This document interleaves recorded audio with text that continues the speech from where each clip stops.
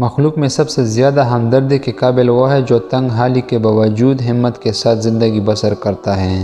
جس طرح بصارت کی ایک حد ہوتی ہے، اسی طرح عقل کی بھی ایک حد ہوتی ہے جہاں وہ ٹھہر جاتی ہے۔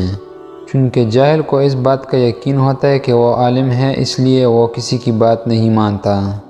صرف وہی شخص جو مخلص ہے وہ جان لیتا ہے کہ دکھاوا کیا ہے۔ اچھا تو خمریزی کرو گے، ساری دانے نہ اگ سکے گی تو پک کر ضرور اگے جائے گی۔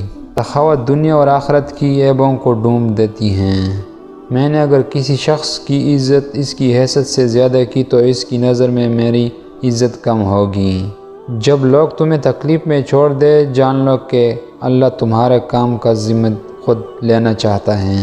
والدین کی خدمت جنت کا دروازہ ہے۔ خوش نصیب لوگ اس دروازے کو زندگی میں اور بد نصیب ان کی موت کے بعد ڈھونڈنے کی کوشش کرتے ہیں۔ 3 چیزوں کی زیادہ عزت افزائی ذلیل کر دیتی ہے: عورت، خادم اور گھوڑے۔ جو تمہیں دوست رکھتا ہے وہ تمہیں برائی سے بھی روکے گا، اور جو تمہیں دشمن رکھے گا وہ تمہیں برائی سے نہیں روکے گا۔